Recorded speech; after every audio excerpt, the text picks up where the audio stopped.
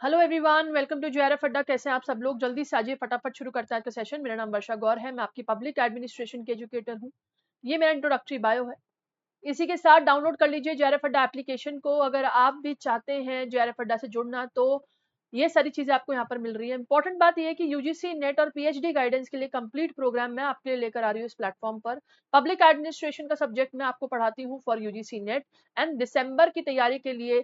एक important update यह है कि आरपीएससी और यूजीसी का एग्जाम दोनों ही दिसंबर में होगा। आसपास लमसम पड़ेगा। जो लोग इस चीज को प्रिपेयर कर रहे हैं, आप लोग के लिए एक इंपॉर्टेंट मौका ये है कि सेकंड यूनिट इस वक्त पब्लिक एडमिनिस्ट्रेशन की चल रही है ऑन द पेड कोर्सेज, आप इसको ज्वाइन कर सकते हैं।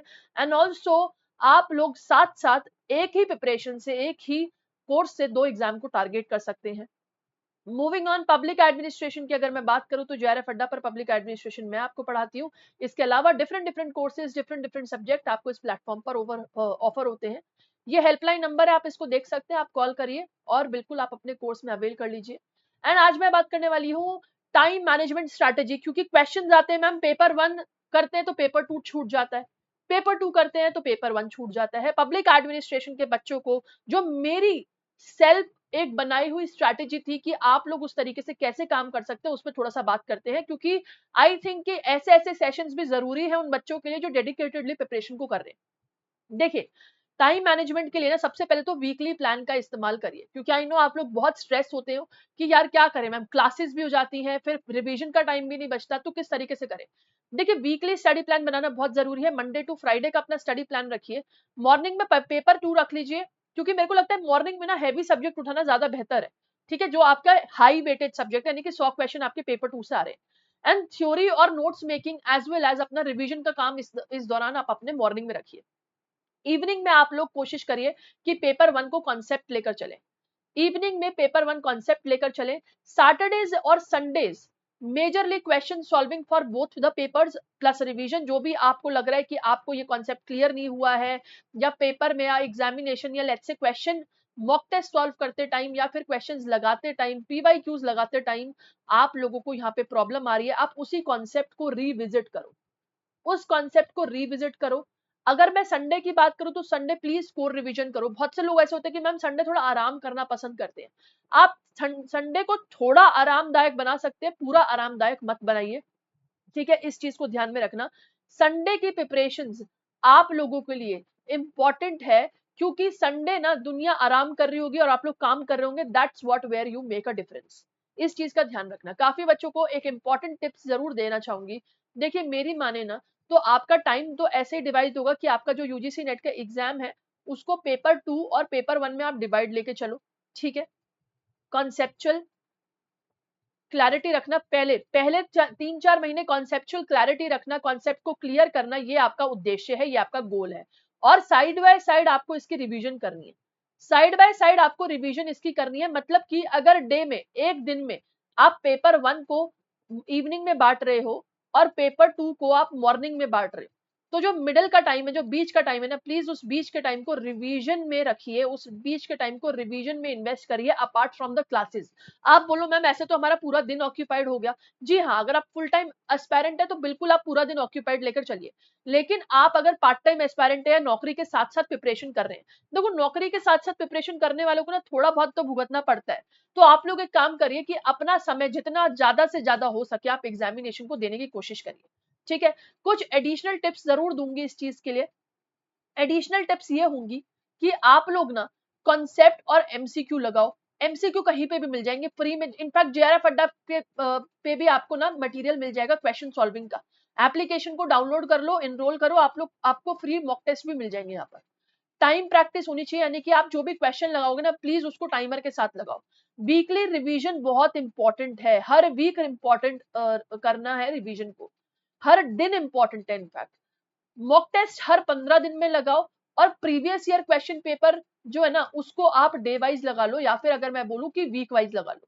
ठीक है, प्रीवियस ईयर पेपर, मतलब आप ये देखो कि प्रीवियस ईयर पेपर में कौन से टॉपिक्स, देखो पेड वालों के लिए चीज इसलिए इजी हो जाती है क्योंकि मैं खुद उनको प्रीवियस ईयर पेपर्स निकाल कर उन्हीं से ही डाउट क्लियरिंग सेशन में उनके लिए टेस्ट कंडक्ट करती हूँ वीक में।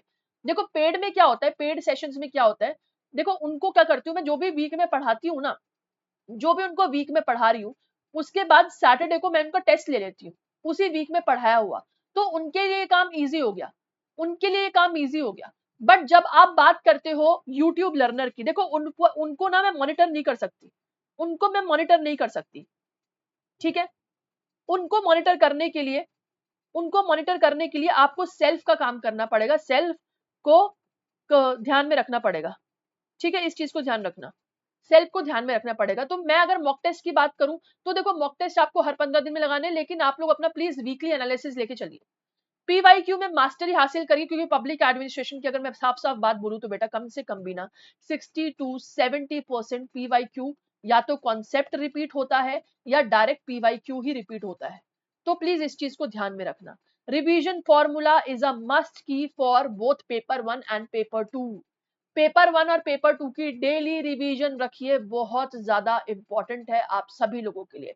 देखिए ये मैंने ना एक एग्जांपल दिया है आपको टाइम टेबल को देखने का, जैसे कि आप लोग इस टाइम टेबल को यूज कर सकते हो। देखो मेरा टाइम टेबल मैं आपको जेन्युइनली बताऊं 6 बजे से ही शुरू होता था नॉर्मल डेज में, लेकिन जब एग्जाम पास आने लग गए थे ना, उसमें मैंने स्टार्टिंग मतलब लास्ट के 3 महीनों में ना अपना टाइम टेबल कर दिया था 3 बजे से उठना शुरू कर दिया था, और रात के 9 बजे तक, यानी कि 3 AM to 9 PM मेरा टाइम टेबल रहता था कंप्लीट, अगर मैं बताऊं।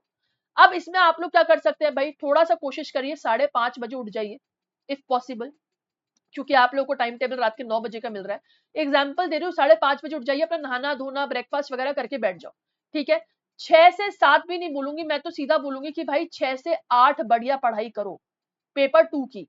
जो कल पढ़ा था उसको दोबारा से रिवाइज करो, जो प्रीवियस पढ़ा हुआ है उसको दोबारा से रिवाइज करो, रोज एड ऑन करते चलो पुराना पढ़ा हुआ, पुराना छोड़ना नहीं है, नया पढ़ता जा रहे हो, जितना जितना नया पढ़ते जा रहे हो उतना पुराना एड ऑन करते रहो। याद रखो जितना आगे बढ़ रहे हो उतना पीछे का लेकर चलना है, इसलिए मॉर्निंग में ना रिवीजन टाइम ऐड होता चला जाएगा, ऐड।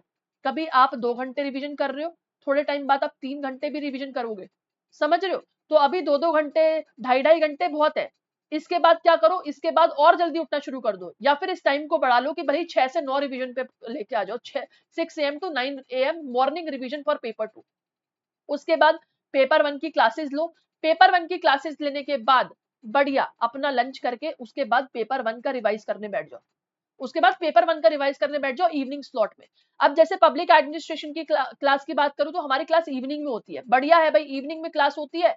इवनिंग में क्लास होने का मतलब ये है कि आपके पास पूरा दिन बच जाता है इवनिंग तक। इवनिंग वाली जब क्लास हो गई, इवनिंग वाली क्लास के बाद आज जो पढ़ाई करी है उस पर फोकस कर लो, उस पर रिविजन कर लो। तो अब आपका सीन क्या होगा, देखो अब आपका रिवीजन पैटर्न बताती हूँ। आपने मॉर्निंग, जो अर्ली मॉर्निंग वाला पॉइंट है, अर्ली मॉर्निंग को आपने यूटिलाइज करा पुराना ओल्ड प्लस करंट को पढ़ने के लिए जो अभी लेटेस्ट चल रहा है, ठीक है।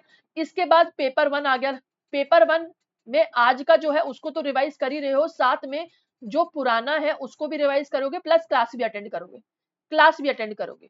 उसके बाद इवनिंग में आपकी पेपर 2 की क्लास हो गई, ये मैं पेड लर्नर्स को जो पब्लिक एडमिनिस्ट्रेशन से जुड़े हो उनको बता रही हूँ।